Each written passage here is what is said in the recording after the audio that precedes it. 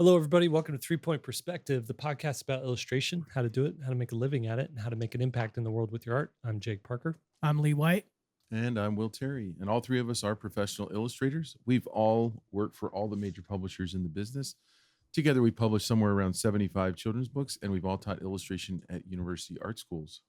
That's right. Each week we come back at you guys with fantastic illustrator interviews or interesting illustrator questions like you might have. Sometimes we agree, sometimes we argue, but each time you learn something brand spanking new.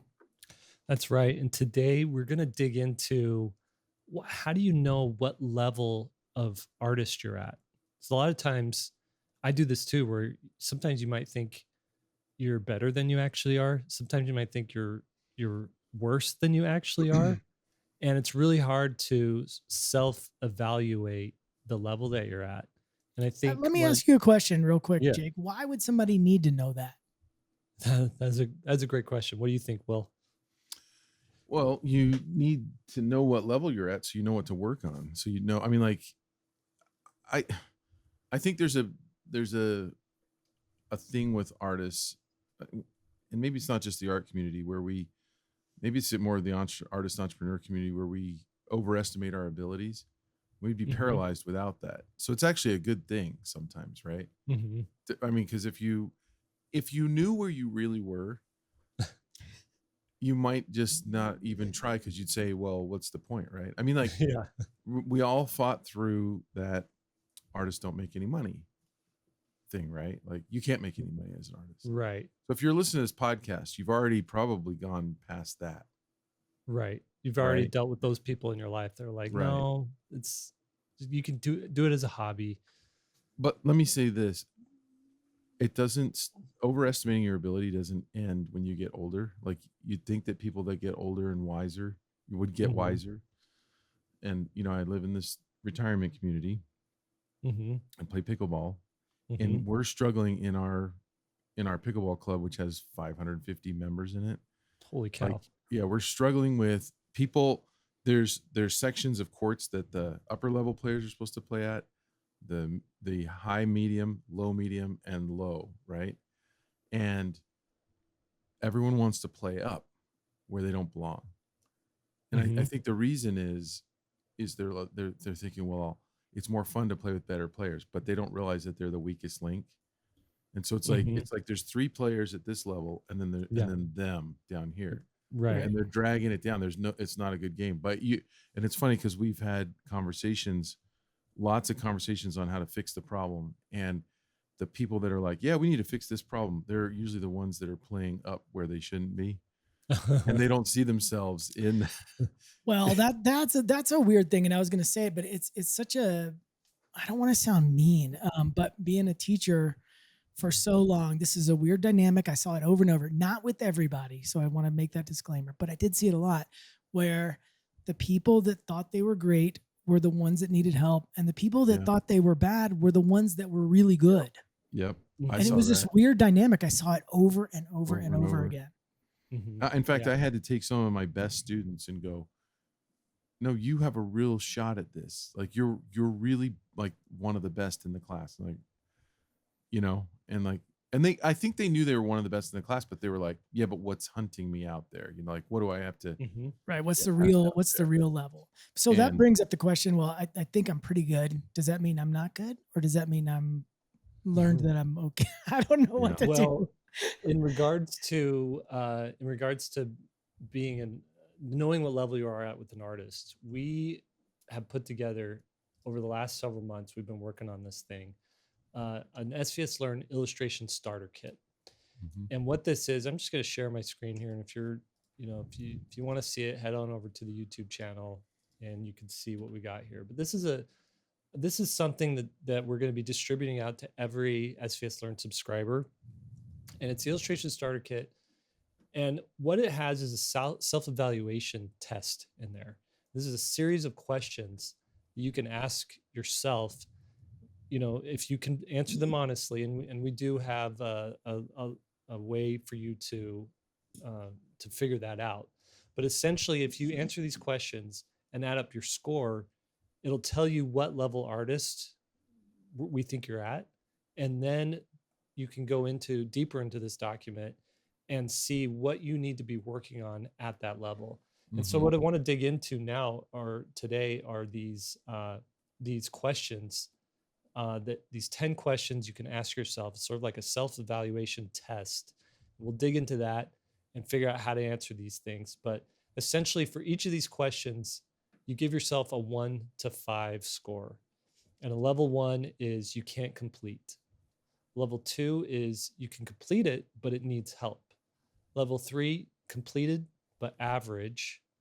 Level 4, completed and competent. And level 5, completed and mastered. Now, there is an inherent problem in this, in that if you don't know, you don't know what you don't know, right? So you might look at something and say, well, I completed it and I don't think it needs help, but it really does need help. I think it's more of the ease at which you completed it versus versus how it actually looks, right? I think that's one way to go about answering these questions. Do you guys have any other feedback on that particular thing? Like, how do you answer those questions honestly? I think it comes down to how much you struggle when you're doing it. You know what I mean? Like if not to say that a piece of artwork can't be a struggle, but you know where you're at. If it's a basic exercise and you're struggling with it, like illustrate an interior of a kid's room, well, that might mean you're kind of a novice at perspective, because any pro could do that with their hands tied. The other thing is the questions that we came up with we came up with questions that should really help you with the rating, because they're so specific, and you'll know whether you can do it or not easily. Let's talk about the levels once you end up, because we came up with 11 tiers of when you answer these questions that we're going to throw out there. Depending on your score, you're going to go from a level 1, which is a novice student, all the way to a level 11, which we call Omega tier illustrator. Let's go through those real quick, because it's kind of fun to think about. Before you do, one more thing. I still think the absolute best way to do this is the way we couldn't do it, which was to show images of each level on each question, right? Well, and I think there's I think you're right, but there's also sort of a spectrum, because you have an artist like, I'm going to say, somebody who's really proficient and talented, like Rebecca Smart, right? She's an illustrator, but she has a very stylistic style versus a Will Terry. You talking about Rebecca Green? Oh, Rebecca Green, right. Okay, so I didn't know who that was. Rebecca Smart. Why did that name pop? Rebecca Green, the illustrator. She's been on this podcast. We interviewed her a couple of years ago. But you look at her style, which, she'll draw a tree, and the tree is very stylized and almost like or maybe like a Samantha Cotterill, where it's cut out paper illustrative type of thing going on. Then you go over on the other end of the spectrum, and Will Terry will draw a tree, and you'll get nice lighting, and there's rim light and there's bounce light, and it's just this nice golden hour fall leaves type of tree. And you might even see every single leaf on the tree and every little crack in the bark, So both of these people, I would say, are proficient, competent, very good. So I think you also need to rate yourself on what you're going for in your illustration. So if you're a comic artist and the question is, can you draw a kid's bedroom? It's going to lean heavy towards very linear style. Is the line work good? Is not so much the lighting and the shadowing. Right. Like if I was drawing a kid's bedroom, it wouldn't look like your kid's bedroom in any way. It'd be flat or clunky and quirky, but would I struggle with it is the question. I mean, that's a good thing to talk about and establish, is we're not talking about all this in relation to realism. Right. It's the key thing is, can you do it from memory? What can you do without reference versus with reference? But should we get into the levels and then ask the questions, or should we ask Let's the do it. questions and then do the Because levels? I'm curious after we go through this, I want to know what you think your level is. Okay. I know I'll where share I the am. levels first. These are the artist levels according to SVSLearn. We should all rate. We should rate each other, not rate yourself. Oh, that's pretty good. All right, Okay. let's each go through it. So Jake will start. I'll go second. We'll go third, and we'll just read through them. All right. So very bottom, number 1 is the learning level is a novice student. Is it novice or novice? It's novice. Okay. What? English Novice. is, I'm trying to learn English after being raised in the United States. All right, novice student. What does that mean? Novice student. So what you're doing here is you're just starting out. You're exploring the basics. You essentially have so much to learn in every aspect. Like there isn't an area of art where there isn't something you can learn in it. This is picked up a pencil yesterday and you're starting to draw and your art's you're gonna struggle with just about everything. You're gonna score 1 on every one of the test questions. And so that right there is a novice, and you are you have nowhere to go but up. Can I say something about that level real quick? Yeah. Some people might feel bad. Like nobody wants to be in level 1. I understand that. But let me tell you, if you are a beginner or just trying to figure things out and you put yourself at level 1, there is an enormous opportunity for you. And the reason I say that is because when I decided to go to art school, I knew nothing. And I didn't want to try to fake like I knew something when I went to art school. And so I went in there with the mindset of I know nothing. I am going to absorb whatever they say is important. I'm going to think is important. And so a lot of those basic exercises in those first 3 semesters, a lot of the students discounted them. Oh, I don't need to do that. It's so boring. And put a cube, a ball, and a square and shade it. And oh my gosh, I ate that stuff up. And I stayed in basic mode because I knew I was a novice. I knew I was behind the 8 ball, so to speak, in terms of my education. And it was a rapid learning phase. Whereas if you go in thinking, oh, I'm not a novice, I'm great, and like I know all this stuff, then you might turn yourself off from that and delay your ability. Yeah. So just something to being open to being in these lower levels and saying, all right, I need some help. You can only go up from there. Right. I'll add too that that anything in art is learnable. Like you can, with enough time and enough practice, I think any technique, any skill is attainable in this craft. Because there's things that I thought, oh, I'll never really get good at that. I'll never get good at, drawing hands. I'll never understand how to draw a foot from the front view, Can we never on this podcast, let's make a pinky swear, never talk about drawing hands again. I don't want to learn it. I'm 10 years, 20 years in, and I still haven't learned it. You're going to learn. All right. What's the next level? Okay. So level 2 is apprentice student. You are showing progress in some areas, but need substantial practice to build foundational skills. We get a lot of people entering the, what was Critique Arena and our How to Fix Your Art kind of contests in this level where they're showing some pretty interesting concepts, but it's obvious they're struggling with conveying the concept. They've got a good concept. They just don't know how to draw it well. Yeah. These are the guys who, they've started to, the light bulb started to go off in different areas. Right. Right. So, and they may have practiced a couple different kinds of techniques and then they're starting to say, oh, this is for me. And this other area is not for me. And so you're starting to make those kind of distinctions. Yeah. I would say most of your college students, at least the ones that I had, were levels 1 through 3. A few 4s every now and then. A few 4s, yeah. Those are the top tier students. But let's go. What's level 3, Will? Competent student demonstrates a good understanding of 1 or 2 skills, but lacks breadth and depth in others. Yeah, this is an example. Well, maybe we'll do an example of each student.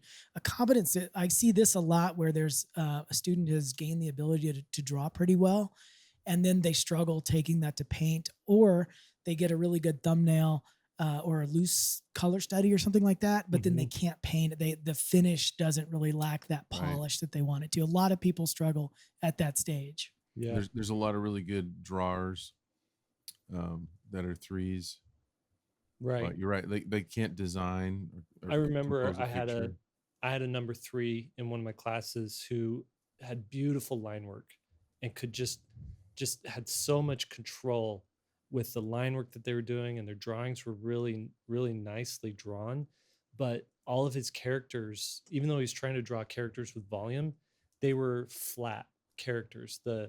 He just didn't understand volume like he should, and I had to go in and explain to him, okay, this is a good it's kind of a cool character design, except your character has no chest. The chest is like concave somehow, Hmm. and this belt should be curved down. Instead, you have it curved up. You don't understand the volumes underneath here. And so that person had to go back in and really understand, how does shape and volume work with this nice line work that I can Right. do. Right. I see this stage. I just want to talk about this stage for a second because it's a frustrating stage to be at because you know a lot of stuff, but then you can't get the look you're after. So there's knowledge there in your head, like you know you Mhm. want it to look a certain way, and then you just don't know what to do to take it to that level. This is the level I see 80% of watercolors at, just because I'm diving so deep into watercolor right now. They can they know all the techniques, basic wash, gradiated wash, all the things that you teach a basic person, a beginner, those level 1 and 2. They've Hmm. got that down. And then they do a piece and they're like, oh, it doesn't look good. And so they just keep adding detail. Oh, look at this detail. And there's a little, Mhm. branches and there's blades of grass everywhere. And the Yeah. image never still looks good. And they don't know why. And it's because they haven't grasped, like, you know, where do I simplify? How do I Mhm. design a good picture, like Will said? And so that's a tough stage to be at. It's a big jump between level 3 and level Let, 4. let me say this too. I was actually looking for this image that Jim Madsen did. He's if you don't know who he is, you should just Google him. He's kind of a freak of nature as far as his skill and talent level. I can't find the image, but just a really quick story. When I was going to school at BYU, I Mhm. saw this painting in hanging up there, and I mean I was like, this is the best thing that I've ever seen. It was an image of like a witch, kind of a monster thing, Mhm. and had really cool lighting and colors, and it just was is the best thing that I had ever seen. And I was like, if I could get to that level. Well, he had gone to BYU and was better than everybody else in his freshman year, Uh-huh. so he quit. And but he had but anyway, so that happened, and I remember that image was locked in my brain, right, as this pinnacle thing. And then decades went by, and I ended up becoming really good friends with him and playing racquetball with him and everything. Um and then like one day, like 15, 20 years later, I saw that same painting, Mhm. and I was like, wow, this is not that great at all. Right. Then I saw it like year 30 in my career, and I was like, it's just amazing how your aesthetic Yeah. changes with your skill. So Yeah. we're actually asking students to rate themselves with a underdeveloped aesthetic as well. So Mhm. you kind of have to know that you're handicapped in the Mhm. beginning of your career with what you think is good. I mean, did you guys ever experience that where you used to think certain paintings were really good, and then later on they Yeah, but I think your taste is always outpacing your ability. yeah, So Always, always. yeah. so and you're yeah, and that there's a famous quote from the guy who started This American Life. What's his name? Ira Ira. Glass. Hourglass. And then it's been quoted to death, but essentially he's like you just gotta your tastes, your understanding of quality is always going to be a few steps ahead of what you're able to achieve, and Right. that's great. That's what you want. And it does develop, because I remember teaching a kid. um I was 21 and this kid was like 18. We were both young, but I was just a few steps ahead of him in comics, and he wanted to learn what I had already learned in comics. And so, guys, that is the best way to get good at something, is to go and teach something you just learned. because it solidifies Yeah. in your head like It's how hard to it's so break it hard. down for Well, it somebody forces you to else. break Yeah. it down, yeah, and Yeah, to but actually dig deeper. what's funny is I showed this kid um, Mike Mignola Hellboy. I was like, okay, you want to learn comics? Well, I'm going to show you one of the masters. We're going to talk about Mike Mignola. And I was like, see how he's doing this. And I was showing him like how he lays out a page. And he was just like, he couldn't wrap his head around Right. how I could think Mike Mignola was a good artist. Yeah. Like because Mike doesn't draw flashy. He doesn't Right. draw busy. It's very structural and very compositional. And I talked to that guy, 5 or 6 years later, we bumped into each other and he's like, I can't believe I threw shade at Mike Mignola. Like, I understand it now. It clicked. And your vision is undeveloped. It's like Yeah. we're actually asking the patient to self-diagnose with this thing, which is it's both good and bad. I mean, you got to start somewhere. So Yeah. we're so chatty. Let's go. So 1 is novice student, 2 is apprentice student, 3 is a competent student. Jake, So what's number 4? 4 is proficient student. So this is where you get solid in some skills, but you still have a few significant gaps, but you're on your way to mastering core concepts. So your proficient student, this person totally understands 1 point and 2 point perspective. Mhm. And they're starting to wrap their head around 3 point perspective, or maybe they already figured it out, but they don't know yet how to like apply it to an illustration perfectly. Like they understand all the principles and the concepts, but the composition is still kind of screwed up. The horizon Or the line concept. Yeah. Something's just lacking, but they've got all the base. We see this a lot with people asking for portfolio reviews. You guys may even have a few that you think of when we talk about this, that all the pieces are there. It's just not coming together yet, but they're, and those are the ones we say, hey, take 6 months, redo your whole portfolio because everything is lined up. You just got to make it. All right. So that's a proficient student. Do you want to say anything else? I just want to about say that? too, like a proficient student, they understand a little bit of like character gesture. They know volumes. They know how to add two volumetric shapes together, or they can subtract shapes out of other shapes. They've got some light and shadow understanding, but and maybe even a little bit of color stuff. They know a little bit of color theory, but like you're saying, the portfolio that they built this far is all based on learning this stuff, not applying what they've learned yet. Right. Which brings us to level 5. And I've got an example, I think, of level 5, which I'll show you guys. I just saw it when I was coming in my studio. Upper level student, that's level 5, has foundational proficiency in most areas, but lacks consistency or finesse at a professional level. Now, I remember this moment in school because, I'm going through my classes and I'm turning in assignments. I'm probably in my 7th, we had 8 semesters to graduate, and I was probably in my 6th or 7th when all of a sudden I did an illustration that was it came easy, which was shocking because they never came easy. And when I put it up, everybody gathered around it. I'll just never forget that moment and they were sort of congratulating me. I'm like, it's kind of a backhanded compliment now. Like, did they think I sucked before that? But I do remember them saying like, it was just a different result. And I did that when I was like, okay, I'm this illustrator now. And then the next piece totally didn't equal that again. Right. But every now and again, it almost looked like a heartbeat or maybe like a stock market graph.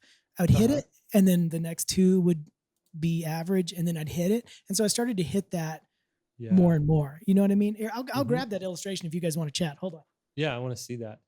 I think your upper level student is, they likely was saying, you look at their portfolio and there's 1 or 2 bangers in it, and you're like, oh yeah, I see the potential here.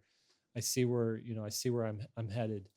The other thing at this level is art drawings are still precious. At one of these stages, you get to a point where you could spend 8 hours on a drawing and burn it up and not care, because you've still got plenty in the I'm tank. not going to Okay. get good. I'm not going to get good color here, and this is Yeah. heavily influenced by Joe Soren, Mm. and Mary Grand Prix, and a couple of other people that I really loved in college. So, like I said, the color's not coming together good. Yeah, But that student shows promise right there. at the time, I was just like, all right, okay, and it just like hit that level for a moment, and then comes back down. And I'm sure we were talking about pickleball earlier. Sports, you do this a lot, where all of a sudden you'll hit a shot. I'm just projecting on pickleball, but with disc golf, you'll hit a shot that you normally don't do, but you taste it, and then you're like, okay, I could do that, but it doesn't come often. Exactly. While you were stepped away, I was just saying too, like when you're upper level student, you're still really precious about every drawing, and how much time went into it, and you're very careful about that.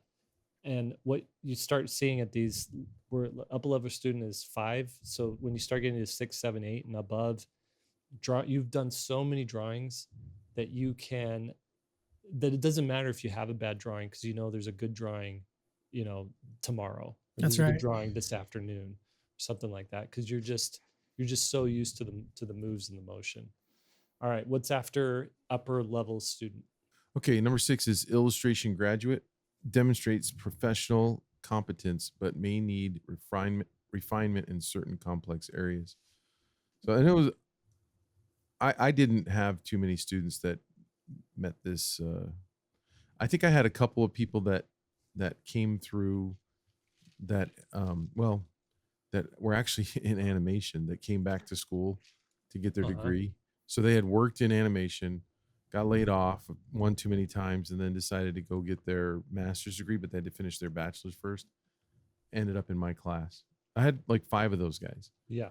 That's not really what we're talking about, though. That's I mean, for the average person, but basically you're good. I mean, like you're if you go to any sort of graduate show, yeah, like senior show or something like that, and you look at the art on the wall, these are people who, if not already getting work, they're well on their way to getting some professional work, because they show that they have the chops. I will say though that when you're at a illustration graduate level and you do get a freelance job, it usually is hard, because they're not used to the timeline. They're not used to the sort of the assignment, the constraints. Yeah. Because the interesting thing when you're working as a student and there's other students around you, and you've got this cohort of people, you could see everybody else solving the same problem, but as soon as you get that first job, you're the only person solving that problem. There's nobody, you can't look and see, oh, I see how they did it, I'm gonna zig while they're zagging. Right. It's just you trying to solve that, and that's they're not quite there yet. Another thing that I noticed with these, if I'm thinking about those graduate portfolios, a lot of times they're illustrating things that aren't usable in the market. So their vision still isn't there as far as what to illustrate. Sometimes they over illustrate still. They don't have an efficiency to their work, and they I mean, like it often shows competence in rendering, in color, in maybe in line, but the content and the concepts and the focal points are often lacking. Well, I'll say this, or they're just not necessarily lacking, but they're so specific to the illustrator's interest. And one thing that's learned as an illustrator is solving a problem from the client's perspective. And so, like, I would see like a lot of sort of, for lack of a better term, indulgent work at that level. That's just like, hey, I'm into this really specific thing. And they can't really perform unless it's the thing that they're really into. Right. It's like, I love Harry Potter, so my senior show is going to be my version of wizards and sorcery, and they go deep into it. And it's like, but they're all cats, and the cats have like steampunk flying Oh, brooms, right, right? right. And so it's a really cool concept, but it's very niche. And you know, a art director at a at a publisher might be like, okay, I see what they're doing here. They're a little too wild for maybe this job Yeah. Mhm. that I need. I remember getting a job right as I was leaving school. That was, I've talked about it on the podcast before, I think, but it was illustrating it was for a dentist office. It was an advertising agency. It's for a dentist, and it was a tooth riding a Harley Davidson. And I can't think of anything that is less my aesthetic Right. Right. than that. And I just remember So if you struggling got that mightily. assignment, would you take it or would you just turn it down? I took it and I did Oh. it. I'll see if I can find it. I mean, it probably lost in the archives. It was so Today, long would you ago. take it or turn it down? Oh, I would turn it down in a second. It was such a struggle for me to do that because I just hadn't been thinking in that way. I wasn't as versatile. That should be the prompt for the next How to Oh Fix Your Art. man, it was a disaster. I mean, honestly, I mean, I could do it now. I think I could do it competently, but it wouldn't interest me at all. Yeah. Yeah. All right. Am I up now? You're Am up. I next? Okay. Level 7 is new Illustrator. Okay. You've sort of graduated from Studentville, and now you've got these strong skills. There's minor areas that need refinement, and you're consistently producing client-ready work. So you've jumped that gap of art is just for me, and gone into the space of how do I use my art to serve a client, to serve others, to serve a fan base, to make something that really garners an audience or garners appeal to people just outside of my particular interests.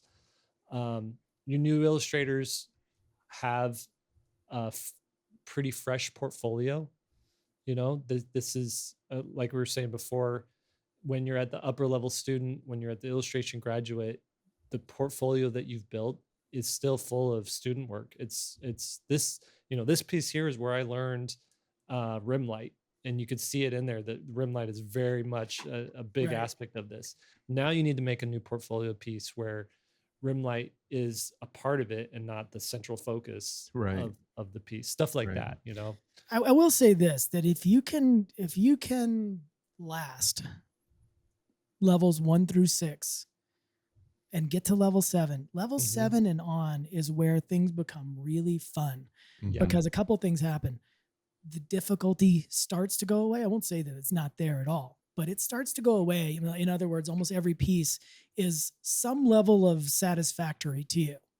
Maybe some are better than others, but you start to get good results, and people start to notice those results. Everything you post or everything you do gets a reaction. Hey, that's really good. I like that. Yeah. You start to get this positive feedback loop that it really is important to keep going. What's cool is, so over the last, I don't know, 6-7 years since we've been doing a live stream once a month for years and years and years. It started out as Third Thursdays. It turned into Critique Arena, and now it's How to Fix Your Art. Why does it shift? Because we always think that we can get more people involved. Our goal is to have hundreds of people entering, but we haven't solved that. Regardless, what the point I want to make with this is, over those years, we've seen people come into these. So Third Thursday was, here's a prompt, do a drawing. We'll critique it. We'll look at the best ones. Then we turn it into Critique Arena, where we had, and that was really fun. We had everybody. We picked the top 16, and everybody would go in and vote on a chart. What are those charts called? A round robin bracket. Yeah. Like a bracket thing, right? Round robin, where everybody would pick which one they would like better or best, and until we had 2 winners at the very end. And now How to Fix Your Art is straight up, do the prompt, submit your art, and we kind of go through and show people, here's what's working, here's what isn't working. It's a little bit more streamlined. But in this whole time, it's fun to see people coming in at competent level, proficient level, levels 3s and 4s, a few level 5s, and see them exit at 6, at 7, and even some 8s. Who these are people who are leaving Critique Arena or leaving How to Fix Your Art with a killer portfolio, with somebody, a publisher or an agent reaching out to them and saying, "Hey, I want to work with you." So we did. Merrick comes to mind. Uh-huh. You remember him? He's from Italy, right? I think so. Yeah, And then this guy Merrick was just every illustration was a knockout, every single one, and it was fun to watch him kind of graduate from that. Same with Braden Howlett.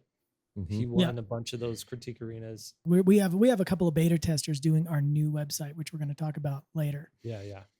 So that is a level 7. Are these people who are just getting into it, starting to get work? So what's the next? What's a level 8? Who's next? The level 8 is a working illustrator. There's a lot of people that fit this category. A working illustrator has style and skill developed to a degree that it is no barrier to consistently do professional level work. They're just in the trenches. They can do a variety of styles of VAST. They can hit deadlines. They haven't achieved a massive amount of success. They're just kind of a bread and butter illustrator, doing their thing. And that's a fun place to be. That's where you're doing competent work, but you are still having to ask yourself hard questions. How do I make a better portfolio? Well, and then you're starting to think about marketing and all the other stuff that comes with being an illustrator for real, like being to earn your living from it. You're asking tax. Those are the people that'll ask, okay, is this deductible or not deductible? Yeah. You're building out your network. Right. It becomes more practical.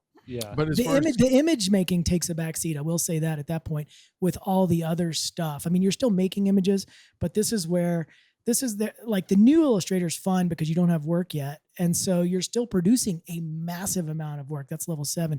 When you get to level 8, I at least in my own career, the work level went down because I had to deal with all that other stuff, marketing and invoicing and taxes and all that stuff. You go from 8 hours of illustration a day to 2 or 3. Yeah, it's not as fun.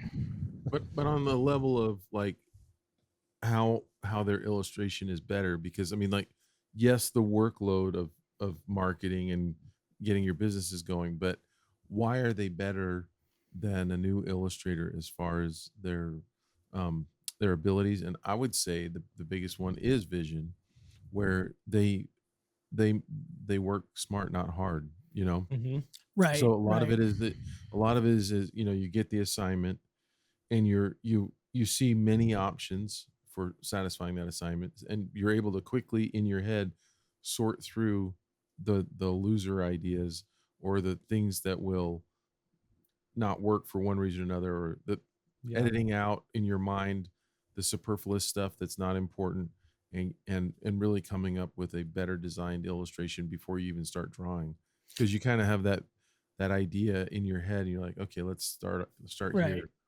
I'll say that's the stage. Sorry, Will. You just save a lot of time, and can get more work done in the same amount of time. I will say that when you think about signing your name to a document, whatever document it is, you never think about signing your name, right? You just sign the name, right? So at this stage, level 8, that's what illustration feels like. At least it did for me, where you're not having to think, what's my style?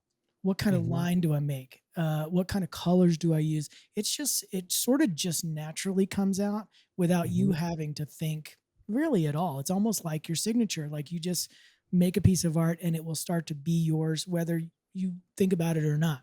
Right. Yep. So if you took answered the 10 questions and you scored a 5 on each one of the questions, which a 5 is completed and mastered, you got a 50 on the evaluation chart, which means you're level 8. I would say, let's see, it's 45 to 50. So you might have gotten a 4 on one of those, or maybe you're not getting 2s or 3s on any answering. Right. Everything's high level, but then how do you go to levels 9, 10, and 11 if the chart doesn't go that high? So our 9, 10, 11 means you're off the charts. And 9, 10, 11, number 9 is Master Illustrator. We'll just breeze through these ones. Yeah. Number 9 is Master Illustrator. and that's if you score 51 through 99. Maybe getting a little facetious here. Number 10 is celebrity illustrator, and that means you score 100 plus on the test. That means you're Yeah, just so widely let me known. just say You know? this: master illustrators are those people that are you. I mean, they really can't find much, if anything, wrong with their work. They're working all the time, Right. but they might not be a household name, Right. Mhm. right? Right. A celebrity illustrator, these people are household names, or if not, if you know, In if the children's book world or the comic book world right, exactly. or the animation world. So name a children's book illustrator. Chris is Van gonna- Allsburg. Yeah, Right. this is gonna name a Celebrity comic book illustrator. artist, Jim Lee. You Mhm. know, Todd McFarlane, or newer ones would be like a Daniel Warren Johnson. Mhm. An up and coming, or a Scotty Young. These guys are, everybody knows them. Everybody's collected their books. Mary Grand Prix. A Mary Grand Prix cover artist, right? And then 11, we have Omega tier illustrator. Now, in order to get into this, you have to have died. Yeah. But and your work is top shelf. It's like You're NC Wyeth. legendary. You're an icon in the industry, really. Yeah, Norman you're Norman Rockwell. Rockwell. Yeah. You're NC Wyeth. You're Kim Jung-ji. And I will say this too. So Disney has this a card game out called Lorcana, and they've absolutely been killing it on the illustrations for them. It's like Pokemon, but with Disney characters. Mhm. So let's say you I are can't even picture that, but go ahead. It's amazing. Look up Lorcana and look at all the art people are making for it. So Disney worked with Ravensburger, who is a they do board games and card games and puzzles and stuff like that. And they said, okay, you guys have this project. You've got access to all of our properties. Go figure out, find your artist teams.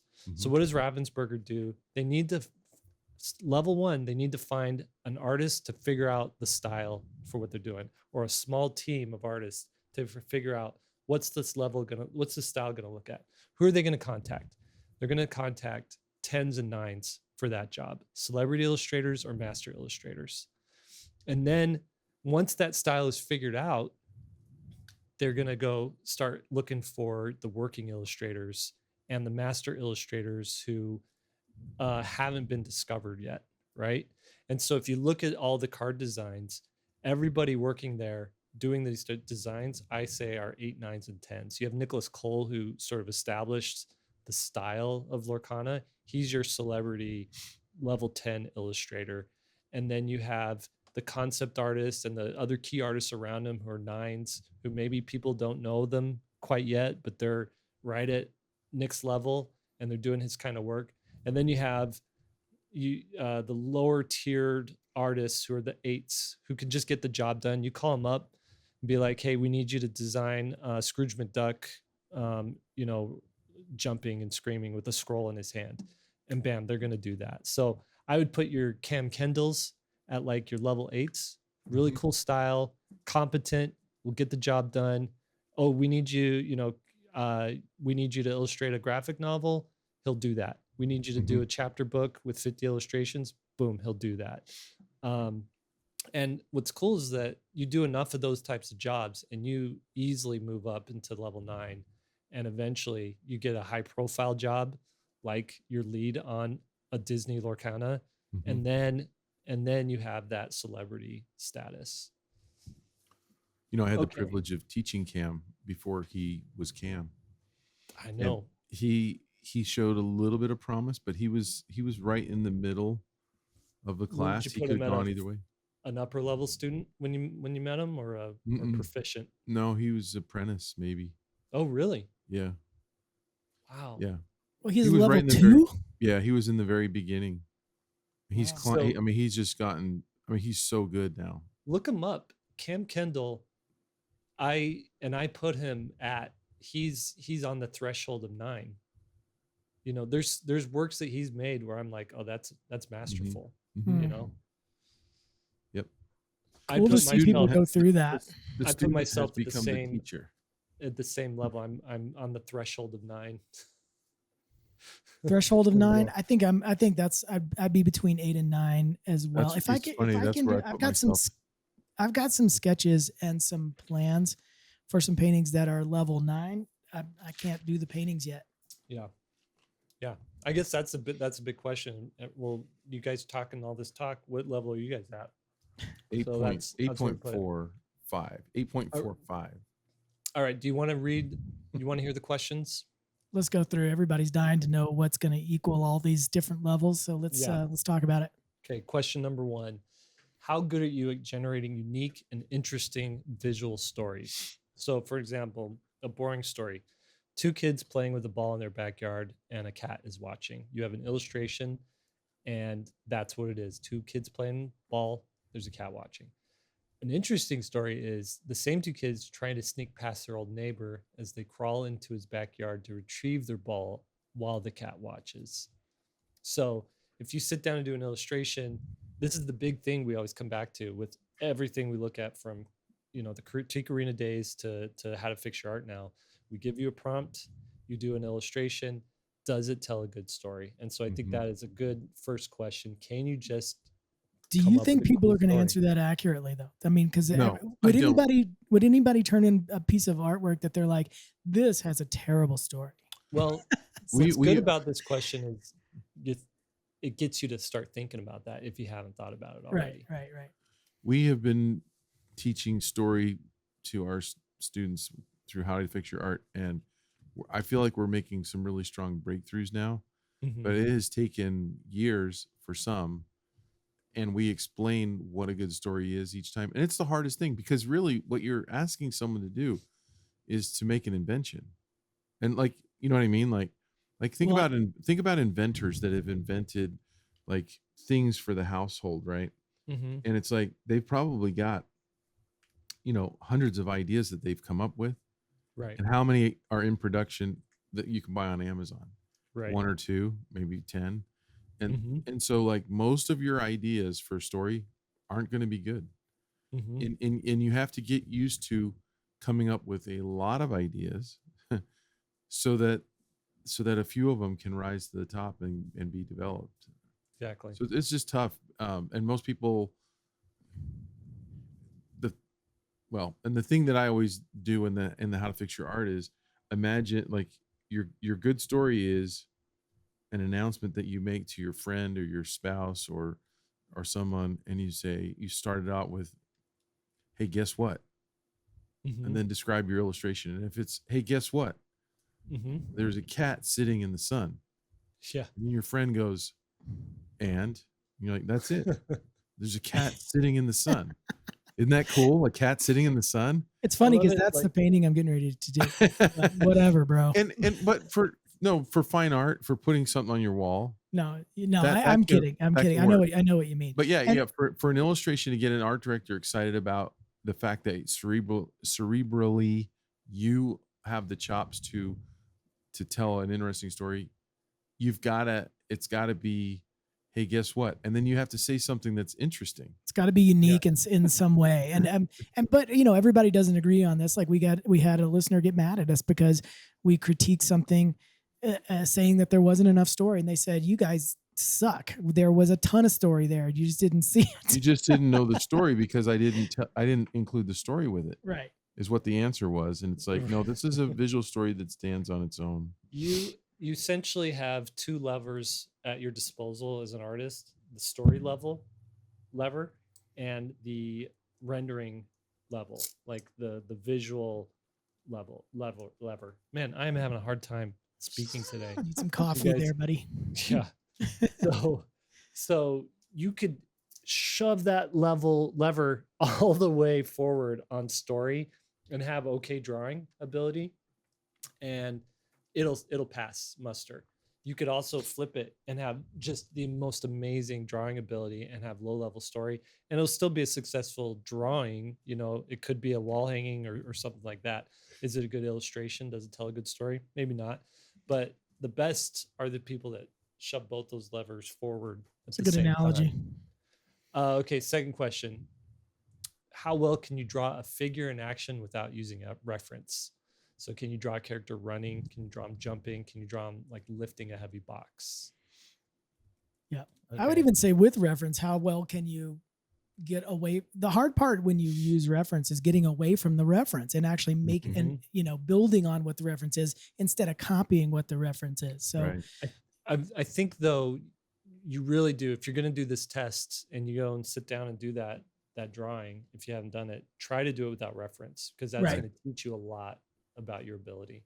the Right. lifting a box overhead was an intro exercise I had in my drawing for animation class, and people struggled mightily with Yeah. that one. Yep. Okay. Number 3, how well can you draw objects from memory using basic construction shapes? So how well can you draw a school bus or an easy chair or a couch, right? Mhm. Or like a wheelbarrow, you know? Mhm. And actually construct it where we can see the construction lines Right. and the center lines and the And maybe a good test to that is, can you draw a wheelbarrow from the front and also from the back, you know, Right. with the well wheel in the upper forward? 3/4. Like didn't how well can you move any shape around? I mean, and Mhm. look at Scott Robertson for examples on what a pro does. I mean, he's just so Yeah. constructive Yeah. and amazing. Even if he's drawing like a tube of toothpaste or something, it looks awesome. I 'Cause it's didn't all want to constructed. overcomplicate this question, so I didn't formulate it, but I was thinking of adding from any angle, like you guys are talking about. So like Right. a school bus from, that's flying through the air over top of you in Right. 3/4 view, Yeah. That is something that, a competent illustrator can do. No problem.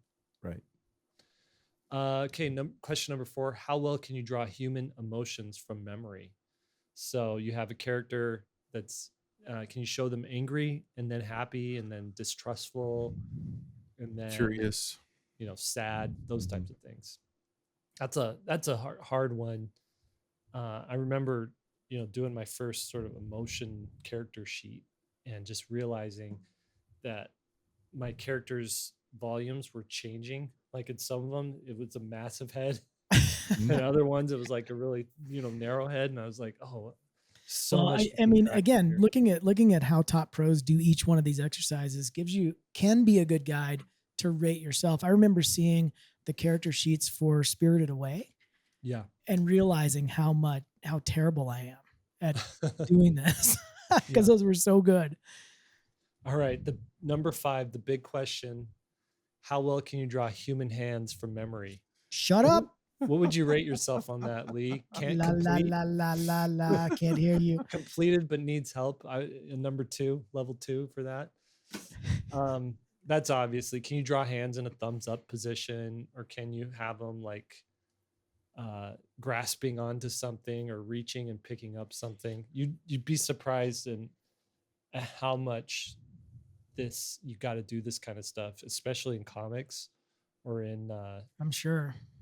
this book that I'm drawing right now. There's so many panels where the like character reaches over and grabs the apple off the table, and I'm like, okay, how do we make it look appealing? Okay, question number 6: how well can you design or compose a full page illustration without reference? So, it's one thing to tell a story, the other thing to do a full page sort of illustration. Can you draw a child's bedroom? Can you add tonal value with it? Can you incorporate 25 different objects into it? Can you put a character in there, kid sitting on the bed or a dog laying on the floor? Can you compose the illustration in a way that the character is the focal point with all this other stuff going on? Number 7, how well can you draw environments in perspective? So one of the things to really test yourself is, can you draw like a city square, a town square or something like that, or a village, from the perspective of you're sitting on the ground, or maybe you're like a little mouse looking up at all the buildings, or you're a bird in the sky flying over it.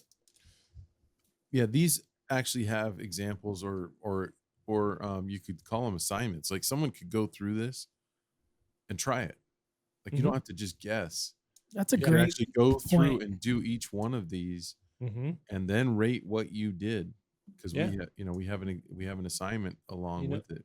I tell if you you're, this, when I was leaving school, I thought I was pretty good at perspective, and one of the first jobs I had was doing concept art for architects, just because of a connection I knew and whatever.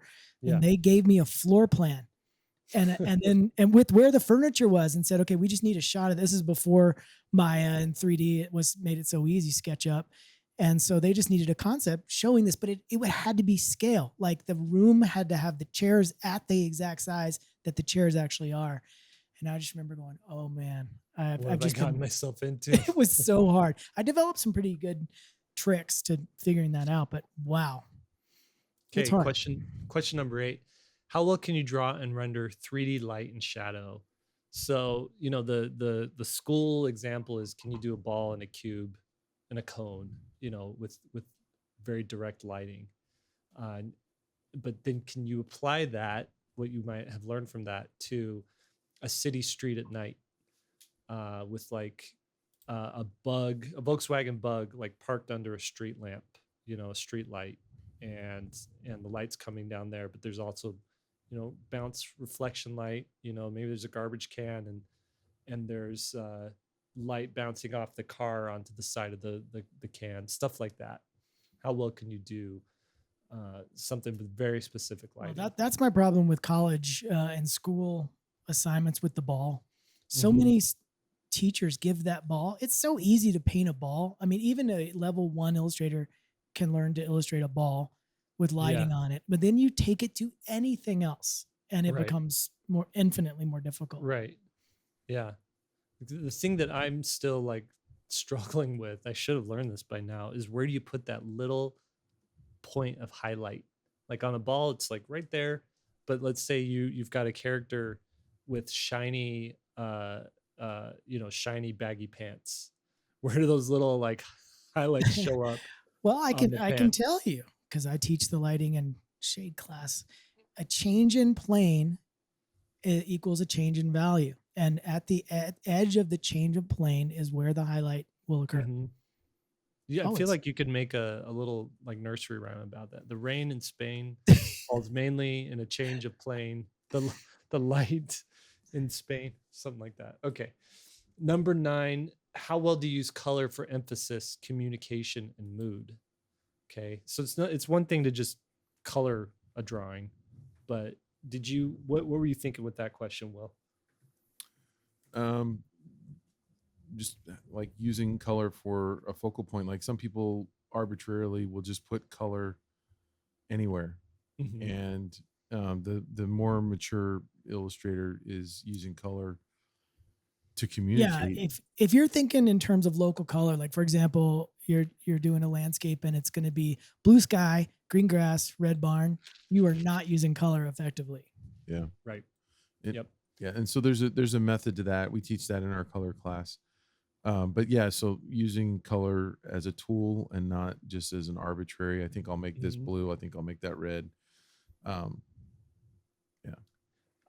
The example you gave there that we have on here is draw and render an exterior cabin scene in winter snow on a full moon night with people inside the cabin, and the focal point is a teenager sneaking out of the cabin. So it's like uh, you definitely have cool colors on the outside and warm colors on the inside, and maybe emphasis, communication, and mood for that teenager who's sneaking out. There's that warm light hitting the back of the teenager. Yeah, that's one way on to the do road. it. Yeah, that and there's different ways to Mhm. make that focal point, but yeah, color could be one of them. It could be contrast, but Mhm. that's a tricky situation because in most cases, I think the average illustrator is going to struggle with focal point because the inside of that cabin is going to probably get the focal point, Mhm. and you've got to steal it and put it on the kid Right. sneaking out. Yeah. Yep. So that's question number 9. And the last question, 10, how well can you control line and edge quality? So example is draw and paint a sand dune landscape using soft and hard edges when appropriate to illustrate form and show atmospheric perspective. So, this is line and edge quality is not just can you draw in ink and make thick and thins and know when and where to use that. But it's also like in painting, you look at stuff Lee's doing with his watercolors. You look at stuff that Will's doing with his forest environments. There's not a lot of actual lines in those illustrations, uh, but there are nice delineations between here's where I want a hard edge on something and here's where I want a soft edge for emphasis and for the eye to be attracted to something and be uh, uh, you know guided through the image in certain ways. So essentially between these 10 questions, there's other things you could test yourself on, but if you go through these 10 questions, answer them honestly, give yourself a 1 through a 5 on all of these, and then go add up your points, you're going to have a pretty good idea of what level you're at. And this PDF that we've put together, this starter kit, again, sign up for svslearn.com right now. We've just launched this new website, this new 2.0 version of SVS, building out this community, building out like a killer group of artists all learning from each other. But then you go in, you get this starter kit as soon as you sign up, and it'll tell you what classes you got to start taking, what things you need to be working on to get to that next level. So you can work your way up, like some of our students have done, into that working illustrator level 8 part. Is there anything you want to add to this particular? I like Will's suggestion is that if you really think if you're scoring yourself 3 to 5s on this, I say go through and do these assignments and see if you're really there. Mhm. Don't overestimate yourself, think- but it's a good practical sort of guide to figuring out sort of what to do. And we've got a whole bunch of stuff that comes along with this, depending on where you score. And we'll talk about here's the assignments you need to do, here's the next steps for you, and here's how to get to that next level. And each level becomes more fun and more interesting, and it's just a fun sort of process to be at the place where you are and to acknowledge it. I'll give you an example. Say you score a 23 on this. So that puts you at a level 3 competent student. So what you're going to do is you're going to go to the competent student section of it, and you're going to have objectives, classes to take, and assignments to give yourself. So your objectives as a competent student is to attain competency in drawing techniques, to develop a distinctive style and a cohesive portfolio. So a lot of times the drawings up to this point is you have a really good drawing here, a bad drawing here, but they're paired together, or you have a very specific style of creating art for this piece, and you have a different style and a different approach for this piece. And a competent student is you're going to start wanting to get a little cohesive in how you're working. Start working on these different techniques and these skills so that we can start seeing consistency in the work that you're doing. And then your objective is to get better at visual storytelling, character design, start building out these complex scenes. Classes you're going to want to take are we have a stylizing human characters class, a posing characters class. You're going to want to get in and learn your perspective. We got our perspective classes. And then start figuring out environment stuff. Like how do you apply that stuff to an interior, to an exterior? And I would say time spent on each one of these things, each one of these levels, you should be like, to really go through and take these courses, and depending on how much time you have, 6 months to a year to graduate from competent to the next level, or from apprentice to competent, depending on how much time you can put into it. And again, in this starter kit that we have a section here called implementation plans. So there's 4 different plans for you depending on how much time you have. There's a casual plan, there's a committed plan, there's a dedicated plan, and there's an intensive plan. And if you only have 5 hours a week, you go through there and okay, what should I do in those 5 hours? And if you have 30 plus hours a week, okay, here's what you need to be spending your time on these 30 hours this week, right? Depending on how much free time you have to devote to this. So this is like maybe one of the greatest things we've ever built for the up and coming illustrator. I wanted to get into our new community really quick here. We're going a little long, but we did get a question in the community. We have a few beta testers in there, and this this episode's being recorded long before, a few weeks before. You can actually right now go there, join the community, pick what tier you want to be in, and Well, let's join talk it. about where there is, because they don't know what you're talking about. Yeah, so if you go to svslearn.com, you're going to see our brand new website up and running. You go to the pricing structure, pricing model, and you're going to see 3 tiers that you can enter in at. What we've done is we've done away with the old website. We've done away with the old way we were distributing our courses and the old forum, and we put everything into this brand new community where courses, education, live streams, community, all this stuff is under one roof. And so you don't have to have 3 different logins. You just have one login. You come in here, you post your work, you get feedback. We have a live stream Q&A session happening. You just go to the same website, click on, join the live stream, and you can watch it right there. All kinds of fun stuff. Yeah, and we have different levels of engagement. So, we realize some people are just kind of kicking the tires on illustration, and that's one level of engagement. The other, and then at the high level, it's for people who want to be pros and they want feedback. Like you have a question that you're on an assignment, you don't know how to get through it. Guarantee 24 hours you'll get a response if you get stuck. So just different levels of response time, different levels of engagement. Yeah. One of the cool things we've been doing with our Children's Book Pro and Self-Publishing Pro is every week, and Will and I are in about 30 minutes here are going to go to one of these sessions. We do a Q&A session.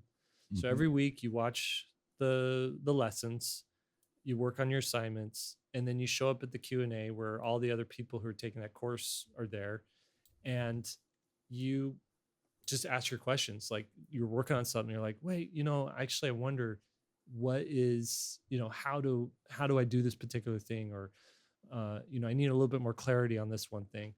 Show up at that and we answer your questions. We're extending that to our illustration studio tier at SVSLearn, where people who join at that illustration studio level get these weekly office hours where you can come in, ask a question, visit with us, along with everybody else in that tier, and not just learn from the questions you have, but learn from everybody else's questions as well. Of course, they're recorded, so you can watch them later if you miss it, and you can submit a question even if you can't show up. So we go through the questions submitted, then the live questions, and then we call it a day. But that is, we've been looking at over the landscape of learning education online over the last, since we've been doing this, we started in 2013, so we've been doing this about 11 years.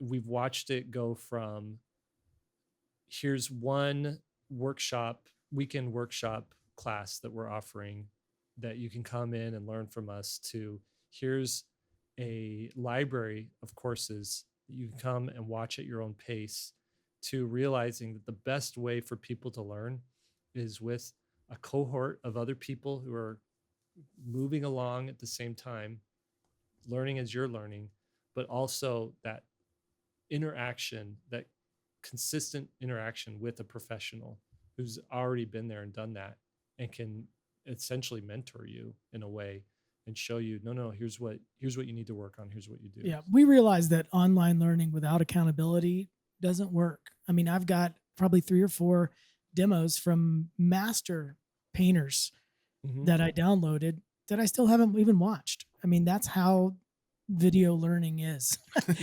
And if I do watch it, it doesn't mean I'm actually going to do the work that comes with it. And we realize that there needs to be accountability. There needs to be peers, and there just needs to be help, and there needs to be momentum for doing actual work. You get inspired when you see what your cohort is doing. and Mhm. posting in the community. Yeah. And you see it, and it's inspiring, and then that'll make you feel more motivated to show what you can do and get feedback. And Mm-hmm. yeah. Yep. Yeah. I'm So excited about it. yeah, check it out. We're excited to have people, join SVS. We already have, a ton of people in there already doing stuff, posting stuff, getting feedback, talking, and it's just a great place to learn and grow as an artist. And we've seen it happen with other artists, artists that we've shared in this episode. We've just seen it happen where they come in, they start learning, they're doing the work, they're getting feedback, and pretty soon they've got an agent. Pretty soon they got a book deal. Pretty soon they're doing, concept art for, the video game that or the studio that they've always wanted to do work with. So come check us out, and I think we'll call an episode. Call that an episode. All right, I'll take us out. Thank you for joining us, everybody. SVSLearn, or 3-Point Perspective, is brought to you by SVSLearn. We're becoming a great Illustrator starts. Your hosts today are the OGs, Will, Lee, and Jake. And we just want to give a shout out to everybody who's involved in putting this podcast together, and also working on SVSLearn and making everything happen over there. Podcast produced by Daniel Tu. That's Daniel TU. Team manager, Preston Smith. Keeper of the curriculum, Austin Shirtliff. We should also call him keeper of the community, like getting that thing all squared away and set up. Shownotes wrangler, Lily Howell. Chief Operations Officer, Lisa Fott. And our illustrator, Annalise Black. Thanks to everybody. Now go draw something.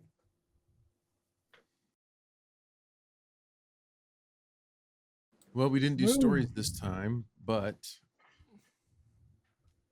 can I share a quick story? Do you want to share one? Just Sure. a short one. I got a short one too. Why don't we all share a short one? Okay. The other day, my wife was like, okay, so in our neighborhood, we have horses. There's like a stable over in the corner of the neighborhood. And there's people in the neighborhood who have horses that stay in the stables. And you can walk over there and, pet the horses and feed them a carrot and whatnot. And there's a few little ponies and whatnot. So my wife was like, hey, there's a community service project I want to participate in. There's a place that that does therapy, animal therapy with horses. And so Ruby does therapy there, and we want to help him out. And the thing was to get donations to help support this. So you go, and I think it's a bake sale or something like that. Now, we have a friend whose daughter Ruby is special needs. She has some conditions, and what they do is they take them to these little sanctuaries where time spent with an animal actually calms them down and helps them learn empathy and learn, regardless if they have empathy or not. There's just this like peace that happens between the animal and the person, and it's a nice therapy session, right? I don't know where my brain was at or what my head was thinking, but she was talking about this, and I thought there was a place where you take your horse if your horse needs therapy and lay him down on the couch, have them talk about their mother, or whatever. And when she said Ruby, I thought she was talking about one of the horses at our stable over there, because there was a horse. I forget the horse's name, but my brain, the wires crossed, and I thought the horse's name was Ruby. And I was like, oh yeah, one of the horses over there goes to therapy. I guess, sure, we can go help do service project at this horse therapy place. And I was like, yeah, okay, whatever. And she was like, wait, what? She could tell I was like not quite clicking. That's so good. And she's like, no. Ruby's the girl. The horses don't get therapy. The kids get therapy from the horses. I'd love to see your brain processing how a horse and why a horse needs therapy, what that looks like. Some horses have they had bad upbringings. Well, yeah, I they mean, may have been dogs abused. do. You know what I mean? Like you get the Yeah. dog that was treated bad, and then they, through Why different not training, they horses? become good dogs. So why not horse? Yeah. I'm such a dummy sometimes. Oh my God, that's so good. I told you guys this one the other day, but I'll make it quick. We live in the retirement community. Everybody has a golf cart. Yeah. They have a golf cart only path. And the other day, one of our pickleball players who's in his 80s drove his Jeep Grand Cherokee down the pickleball only path, which is only wide enough for a The golf cart only. Yeah. So did I say, yeah, golf cart only. Yeah. So he gave his Jeep some cosmetic pinstriping and dents, and he just grinded through like the posts on the side and the lights and everything. So that's the kind of thing we're dealing with here. Yeah. Wow. And didn't you say like a woman came out and was like, "What are you doing? Yeah. Stop!" And he's like, "I'm just gonna finish." He's like, I've already gone this far. I'm gonna go. And she's like, yeah, but you can't leave the scene of the crime. And he's like, I'm self-reporting. And then he just took off through there grinding, just crunching through. That's so good. And she's also a pickleball player, so everybody knows each other. So well, with 500 people in that's your club, Yeah. it's more pickleball players than not, right? well, no, I would think. there's like 3,000 people that live here or something like that. Dang. Anyway, So my story's quick and simple, but my wife was making fun of me, and I'll share this with you guys. So she makes fun of me because I'll do a really deep dive into something. Like I'm diving into watercolor paper right now, and I mean I'm so nuanced on what one is doing and the other's doing and not doing, whatever.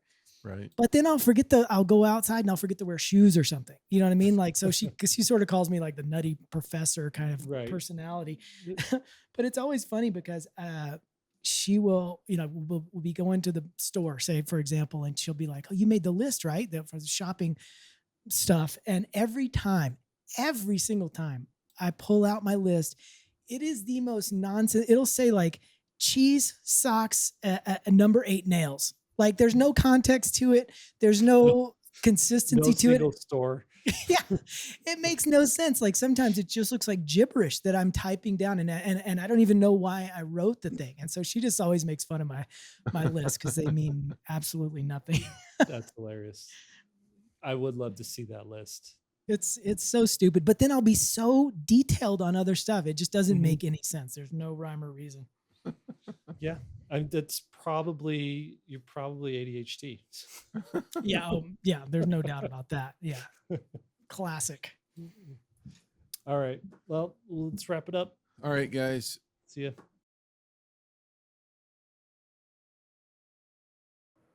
As artists, we have to like learn the craft of art. Cause like you're taking your watercoloring to the absolute next level. And then on top of that, you have to be like an AV supervisor master, right? And then on top of that, you have to be a marketing genius. Well, and you have to be able to teach it and talk about it too, on top of all of it. So like, it's exhausting. It is. It is. I see those people too, because now I'm on that YouTube. YouTube figured out, the algorithm has figured out that I like watching like labor jobs, like what are they called? Manual labor, blue collar. Manual labor businesses for some reason. Now I'm getting like the guy who has a pressure washing business, and he's just like so satisfying. He's just cleaning off. I'll watch that for 20 minutes. There's a guy who mows nasty lawns, cleaning the rugs. Yeah. It's so satisfying. I accidentally watched a model painter for too long. It thinks I love painting models. So I get that. But like they're all doing the same thing too. Like I got this pressure washing business. How am I going to get more drum up sales? Oh, I'll just start a TikTok account or a YouTube channel and just video sped up videos of me pressure washing a sidewalk, and it works. Everybody in Arlington, Virginia, wherever that guy is like calling him up. God, I wonder if I should just film myself clearing my driveway from snow. Yeah. That would probably get the most likes on my account. That's funny. All right. Should we start it? Let's dive in.